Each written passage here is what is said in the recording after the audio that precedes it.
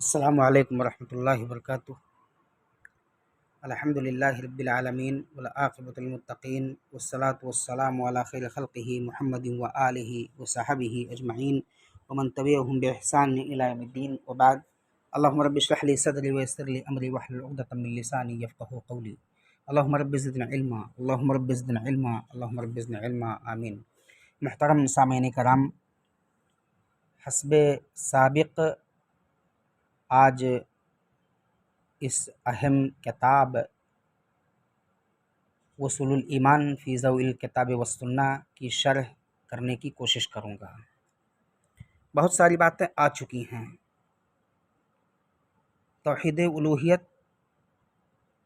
کے دلائل کو پیش کیا گیا ہے اور آپ لوگوں نے سمجھا، لیکن آج کے اس درس میں اللہ رب العالمین کی ہی صرف عبادت ہم پر واجب ہے، اس کے علاوہ کسی اور کی عبادت ہم کو نہیں کرنا ہے، واجب نہیں ہے۔ اس کے تحت کچھ مسائل ہیں۔ پہلا مسئلہ یہ ہے کہ عبادت کا معنی کیا ہے، عبادت کہتے کس کو ہیں، اور اس کے وصول کیا ہیں، اس کے ضابطے کیا ہیں۔ تو یہاں آپ کو میں بتاؤں کہ عبادت لغت کے اندر لغوی تعریف الذل والخضوع کی خندہ پیشانی کے ساتھ پیش آنا، نرمی کو اپنانا، نرم ہو جانا۔ کہا جاتا ہے بعیر معبد اے مضلل، یعنی سدھایا ہوا گھوڑا، سکھلایا ہوا گھوڑا۔ طریق معبد روندا ہوا راستہ، درست کیا ہوا راستہ۔ شرعی تعریف یہ اسم جامع لکل ما یحبہ اللہ ویرضاہ من الاقوال والاعمال الظاہرۃ والباطنہ، کہ ایک ایسی چیز کا نام ہے کہ جس کے کرنے کو اللہ رب العالمین پسند کرتا ہے، اور ایسے ہی اس کی باتوں سے اور اس کے اعمال سے، چاہے وہ ظاہری ہوں یا باطنی ہوں، اللہ رب العالمین راضی بھی ہوتا ہے۔ یعنی اللہ رب العالمین اس کے کرنے پر خوش ہوتا ہے اور اس کے کہنے اور کرنے سے راضی بھی ہوتا ہے۔ یہ ہوئی عبادت۔ ہم اور آپ اللہ رب العالمین کی عبادت کرنے کے لیے اس مسجد میں اکٹھا ہوتے ہیں، اللہ کی عبادت کرتے ہیں۔ اگر اللہ رب العالمین کے ساتھ کسی اور چیز کو شریک کریں، ہمارے دل میں کھٹک رہا ہو کہ ہم یہاں اللہ کی عبادت کر رہے ہیں، وہاں اس پیر کی بھی عبادت ہونی چاہیے، اس مزار والے کی عبادت ہونی چاہیے، تو یہ غلط ہے۔ اللہ رب العالمین ایسی چیزوں سے راضی نہیں ہوگا، ایسی چیزوں کو پسند نہیں کرے گا۔ تو ہمیں اور آپ کو اخلاص کے ساتھ من الاقوال والاعمال الظاہرہ والباطنہ، ظاہری بھی ہمارے اعمال اور حرکات درست ہوں، اور باطنی یعنی ہمارا دل صاف ستھرا ہو، خشوع اور خضوع ہو ہماری عبادت کے اندر، وہ چیز اللہ رب العالمین کو پسند ہے اور یہی عبادت ہے۔ آپ چل رہے ہیں راستے کے اندر، راستے میں کوئی تکلیف دہ چیز ہے، آپ اس کو ہٹا دیں، لیکن ہٹاتے وقت آپ کا دل صاف ہونا چاہیے، آپ کی نیت خالص ہونی چاہیے۔ یہ نہ ہو کہ کوئی دیکھے گا تو مجھ کو بڑا نیک تصور کرے گا، نہیں، اللہ رب العالمین کو راضی کرنے کے لیے، اللہ رب العالمین کو خوش کرنے کے لیے کرنا چاہیے۔ اور اسی طرح سے عبادت کی کئی قسمیں ہیں، لیکن عبادت کے کل 3 ارکان ہیں۔ ایک گھر بنایا جاتا ہے نا، اس کی بنیاد ہوتی ہے، پلر ہوتے ہیں، اور اس پلر کے سہارے دیوار تو ہوتی ہے، لیکن پلر کو زیادہ مضبوط کیا جاتا ہے کہ دیوار پلر ہی پر چھت کو ڈھالا جائے گا اور چھت اسی کے سہارے رہے گی۔ ایسے ہی عبادت کے کل 3 ارکان ہیں، 3 پلر ہیں۔ پہلی چیز کیا ہے؟ کمال الحب للمعبود سبحانہ وتعالی، اللہ رب العالمین سے بھرپور محبت کی جائے، اللہ رب العالمین کی عبادت میں کسی کو شریک نہ کیا جائے، اللہ رب العالمین کی محبت کو خالص سمجھا جائے، اور اس کی محبت میں بھی کسی چیز کو شریک نہ کیا جائے۔ جیسے کہ اللہ رب العالمین نے فرمایا والذین آمنوا اشد حبا للہ، کہ جو لوگ ایمان لائے ان کا معاملہ کیا ہے؟ وہ اللہ رب العالمین سے ٹوٹ کر کے محبت کرتے ہیں، اور اللہ رب العالمین کے علاوہ جتنے معبودان باطلہ ہیں ان کا انکار کرتے ہیں۔ یہ ہوگی ٹوٹ کر کے محبت۔ दूसरा रुकन क्या है? कमालुर रजा। हम और आप उम्मीद लगाते हैं, आस लगाते हैं, किसी चीज़ की तलब होती है, तड़प होती है, चाहत होती है, तो उसमें हमारा और आपका मामला क्या होता है कि फ़लाँ से कह देंगे तो हमारी ज़रूरत मुकम्मल हो जाएगी। यहाँ हमें और आपको समझना चाहिए कि हमें किसी चीज़ की ज़रूरत पड़ जाए तो उस अल्लाह रब्बुल आलमीन से हम और आप उम्मीद लगाएं, उस अल्लाह रब्बुल आलमीन से अपनी लौ को लगाएं, उस अल्लाह के अलावा किसी से अपनी लौ को हरगिज़ न लगाएं। जैसे कि अल्लाह रब्बुल आलमीन ने फरमाया वयरजूना रहमतहू, लोग अल्लाह रब्बुल आलमीन की रहमत की उम्मीद करते हैं, उसकी रहमत को तलाशते हैं, उसकी रहमत को चाहते हैं कि अल्लाह रब्बुल आलमीन तू रहमान है, तू रहीम है, तू करीम है, तू शफ़ीक़ है, तू मन्नान है, तू हमीद है, तू गफ़ूर है, तू शकूर है, तू सित्तीर है, तेरे बड़े सारे अस्मा हैं, तेरे उन अस्मा के ज़रिए से मैं तुझसे तेरी रहमत की उम्मीद करता हूँ, तेरी रहमत को तलब करता हूँ। ए अल्लाह रब्बुल आलमीन तू मुझे मेरे जायज़ मसाइल में कामयाब कर दे। अल्लाह रब्बुल आलमीन से जब भरपूर एक बंदा उम्मीद करता है तो अल्लाह रब्बुल आलमीन अपने उस बंदे को अता करता है। आप नमाज़ पढ़ने के लिए आते हैं, एक उम्मीद होती है कि मैं अल्लाह रब्बुल आलमीन के दरबार में जा रहा हूँ, अल्लाह रब्बुल आलमीन की इबादत करूँगा, अल्लाह रब्बुल आलमीन मुझसे राज़ी होगा, अल्लाह रब्बुल आलमीन मुझसे खुश होगा, ये उम्मीद हो। ये नहीं कि जा रहा हूँ इबादत करने, अल्लाह पता नहीं खुश होता है कि नहीं खुश होता है, राज़ी होता है कि नहीं होता है, तो इसका मतलब ये आपका दिल कमज़ोर है, आपका दिमाग कमज़ोर है। एक तीसरी शर्त यह है कि कमालुल खौफ़ मिनल्लाहि सुब्हानहु व तआला, अल्लाह रब्बुल आलमीन से मुकम्मल खौफ खाया जाए, मुकम्मल डरा जाए, हर हाल में अल्लाह रब्बुल आलमीन से डरा जाए। क्या मतलब है? अल्लाह रब्बुल आलमीन के अज़ाब से डरा जाए। कमा क़ाल ताला व यख़ाफ़ूना अज़ाबहु, और जो लोग अल्लाह रब्बुल आलमीन पर ईमान लाते हैं, मोहब्बत करते हैं, वो लोग उसके अज़ाब से भी डरते हैं कि अल्लाह रब्बुल आलमीन अनजाने में कहीं मुझसे कोई ख़ता न सजद हो जाए जिसकी वजह से तू मेरी गिरफ्त कर ले और तेरे अज़ाब में मैं गिरफ़्तार हो जाऊँ। तो अल्लाह रब्बुल आलमीन से डरने का मतलब क्या है कि अल्लाह रब्बुल आलमीन के अज़ाब से डरा जाए, अल्लाह रब्बुल आलमीन की गिरफ्त से डरा जाए। एक बंदे का मामला होता है, बंदा शरारतें करता है, अल्लाह रब्बुल आलमीन फ़ौरी तौर पर अपने उस बंदे को सज़ा नहीं देता है। ऐसे में बाज़ लोगों का मामला ये होता है कि यार मैंने ये जुर्म किया, कोई सज़ा नहीं मिली, कुछ नहीं, ये सब ढकोसलाबाजी है जो लोग डरते डराते हैं। लेकिन यहाँ पर हमें और आपको समझना चाहिए मेरे मोहतरम मुसलमानों कि इन्ना बतशा रब्बिका लशदीद, तेरे रब की पकड़ यकीनन बहुत सख्त है। अल्लाह रब्बुल आलमीन जब पकड़ता है ना तो फिर चांस नहीं मिलेगा। इसलिए हमें और आपको अल्लाह को राज़ी करना चाहिए, भरपूर उससे मोहब्बत करनी चाहिए, उसकी इबादत करनी चाहिए, उससे उम्मीदें लगानी चाहिए, उससे लव लगानी चाहिए, उसके सामने अपनी ज़रूरतों को पेश करके उससे मदद तलब करनी चाहिए, उसकी रहमतों को तलाशना चाहिए और उस अल्लाह रब्बुल आलमीन से खौफ खाना चाहिए।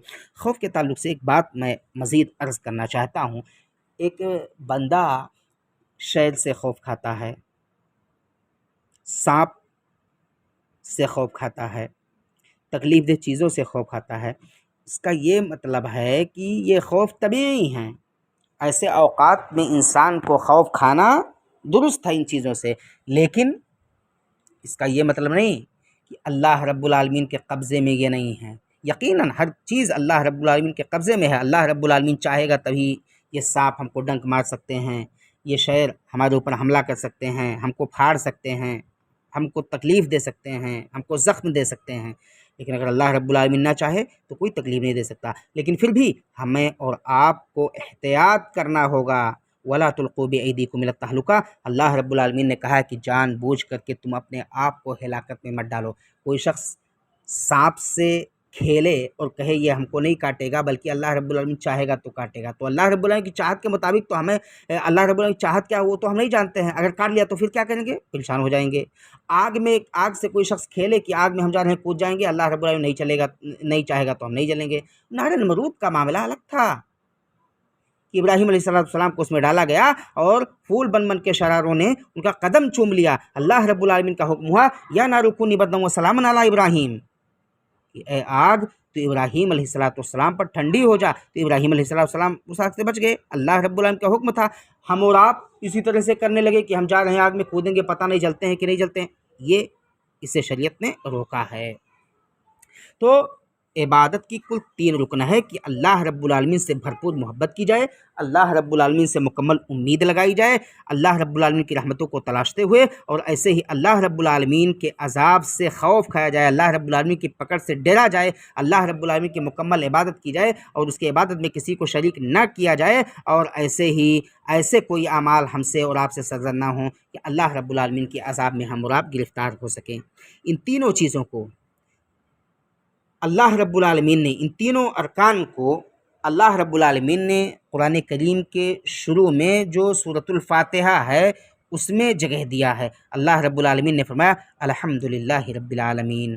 آج کا درس بڑا مختصر ہوگا، آپ لوگ اکتائیں نہیں، انشاءاللہ میں بہت جلد درس کو سمیٹوں گا، بس چند منٹ اور باقی ہیں، میں سمیٹ رہا ہوں انشاءاللہ۔ اللہ رب العالمین آگے فرماتا الرحمن الرحیم مالک یوم الدین، یعنی تمام تعریف کس کے لیے ہے؟ جو دونوں جہان کا رب ہے، یعنی اس دنیا کا بھی رب ہے اور دنیا کے بعد جو ایک دوسری زندگی شروع ہونی ہے قیامت کے بعد، اس زندگی کا بھی، عقبہ کا بھی، وہ اللہ رب العالمین رب ہے، جس کا معاملہ کیا ہے؟ اس کے نیک نام ہے، یعنی اس کا نام رحمان ہے، رحیم ہے، اور رحمان اور رحیم کا معاملہ کیا ہے؟ اس میں یہ اللہ رب العالمین کی عظمت کو بیان کیا گیا ہے کہ اللہ رب العالمین بڑا رحم کرنے والا ہے، اس کی فضیلت کو بیان کیا گیا ہے، اس کی عظمت کو بیان کیا گیا ہے، مالک یوم الدین۔ اور ایسے ہی اللہ رب العالمین کا معاملہ کیا ہے کہ وہ آخرت کے دن کا مالک ہے، یوم الحساب کا مالک ہے۔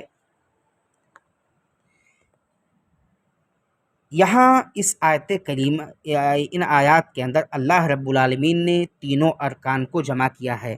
الحمدللہ رب العالمین، یہ آیت دلالت کرتی ہے اللہ رب العالمین کی محبت پر کہ اللہ رب العالمین سے بھرپور محبت کیا جائے، کیونکہ وہی اللہ رب العالمین دونوں جہان کو پیدا کرنے والا ہے، اور اللہ رب العالمین ہم پر اپنی انعامات کرتا ہے، اللہ رب العالمین ہماری ضرورتوں کی تکمیل کرتا ہے، تو ظاہر سی بات ہے جو ہم کو عطا کرتا ہے، ہم کو ہاتھ دیا، پیر دیا، زبان دیا، آنکھ دیا، یعنی ساری چیزوں سے ہم کو مکمل اچھے انداز میں انسان بنایا، ہم اور آپ بولتے ہیں، اپنے انداز میں چلتے ہیں، تو یہ اللہ رب العالمین کا سب سے بڑا انعام ہے۔ ایسے ہی کھانے پینے کے لیے اللہ رب العالمین نے روزیاں دی، یہ بھی اللہ رب العالمین کا انعام ہے۔ چاہتا تو اللہ رب العالمین ہمیں معذور کر دیتا، معذور نہیں کرتا، اللہ رب العالمین ہم کو سب کچھ دیتا لیکن روزیوں سے معذور کر دیتا، ہماری روزی میں برکت نہیں دیتا، تو ظاہر سی بات ہے اللہ رب العالمین نے ہم کو سب کچھ دیا، تو اس کا حق ہے کہ اس کے انعام کے تحت کہ اللہ رب العالمین نے ہم پر بڑا انعام کیا ہے، اس سے محبت کرنا چاہیے۔ تو الحمدللہ رب العالمین، اللہ رب العالمین سے کمال حب، کمال محبت کی یہ دلیل ہے کہ اللہ رب العالمین سے مکمل محبت کیا جائے۔ دوسرا رکن ہے جو کمال الرجا ہے، کمال الرجا الرحمن الرحیم۔ اس کا معاملہ کیا ہے کہ جو رحمان ہے، جو رحیم ہے، یعنی جس کی رحمت بڑی وسیع ہے، جو متصف ہے رحمت سے، تو ظاہر سی بات ہے جس کی رحمت بہت زیادہ ہو اس سے آدمی امیدیں لگائے گا یا کسی اور سے لگائے گا، ظاہر سی بات ہے جس کی رحمت زیادہ وسیع ہوگی اسی سے امید لگائے گا۔ فرض کیجئے معاشرے کے اندر کوئی شخص ہے، بہت زیادہ نوازتا ہے، بخیل نہیں ہے، مانگنے والوں کو دیتا ہے، اس کے قریب لوگ جا کر کے مانگیں گے، یا ایسے لوگوں کے پاس چلے جائیں گے جن کا معاملہ کیا ہوتا ہے کہ ان کے دروازوں پر اگر سائل پہنچ جائے تو دروازہ بند کر لیتے ہیں، قطعی نہیں ان کے یہاں جائیں گے۔ تو اللہ رب العالمین کا معاملہ کیا ہے؟ وہ رحمان اور رحیم ہے۔ رحمان اور رحیم ہونا یہ اس بات کی دلیل ہے کہ اس اللہ رب العالمین سے مکمل امید لگائی جائے، جائز امید ہے، ناجائز نہیں، جائز امید ہے۔ تیسری چیز کیا ہے؟ اللہ رب العالمین سے مکمل ڈرا جائے، مالک یوم الدین، کہ وہ اللہ رب العالمین یوم الجزا کا مالک ہے، یوم الحساب کا مالک ہے، وہ اللہ رب العالمین قیامت کے دن کا مالک ہے، اس دن کا مالک ہے جس دن اللہ رب العالمین ہم سب کا محاسبہ کر کے جنت اور جہنم کا فیصلہ کرے گا، اس دن کا مالک ہے۔ تو ظاہر سی بات ہے اس دن کا جو مالک ہے اس سے ہمیں اور آپ کو ڈرنا چاہیے، اور اس کے عذاب سے بھی ہمیں اور آپ کو خوف کھانا چاہیے۔ اس کے بعد اللہ رب العالمین نے اس کے فوراً بعد ذکر کیا ایاک نعبد و ایاک نستعین، یعنی اے اللہ رب العالمین تجھ سے ہم مکمل محبت کرتے ہیں، تجھ سے مکمل امیدیں لگاتے ہیں، تجھ سے مکمل خوف کھاتے ہیں، اور اتنا ہی نہیں اے اللہ رب العالمین ہم تیری عبادت کرتے ہیں ان تینوں ارکان کے ساتھ، یعنی مکمل محبت، مکمل امید، مکمل خوف کے ساتھ تیری عبادت کرتے ہیں۔ یہ اللہ رب العالمین نے بیان کیا۔ الحمدللہ رب العالمین ورضائک الذی دل علیہ الرحمن الرحیم وخوفک الذی دل علیہ مالک یوم الدین۔ تو یہاں الحمدللہ رب العالمین الرحمن الرحیم مالک یوم الدین میں عبادت کی تینوں شرطیں موجود ہیں۔ یہ اور بات ہے کہ ہم میں سے بہت سارے لوگ سمجھتے نہیں ہیں اور ایسی چیزوں میں غفلت کے شکار ہوتے ہیں۔ اللہ رب العالمین سے دعا ہے کہ باری تعالیٰ ہمیں یکسو ہو کر کے اللہ رب العالمین کی عبادت کی توفیق دے۔ اللہ رب العالمین ہم تمام لوگوں کو توفیق دے کہ ہم لوگ اللہ رب العالمین سے مکمل محبت کرنے والے بن جائیں، اللہ رب العالمین سے اپنی جائز امیدیں لگانے والے بن جائیں، اپنی ضروریات کی تکمیل کرنے والا اسی اللہ رب العالمین کو سمجھیں، اپنے اوپر آنے والی مصیبتوں کو دور کرنے والا اسی اللہ رب العالمین کو سمجھیں، اور اللہ رب العالمین سے مکمل خوف کھانے والا ہم سبوں کو بنا دے۔ آمین۔ وآخر دعوانا ان الحمدللہ رب العالمین۔ السلام علیکم ورحمۃ اللہ وبرکاتہ۔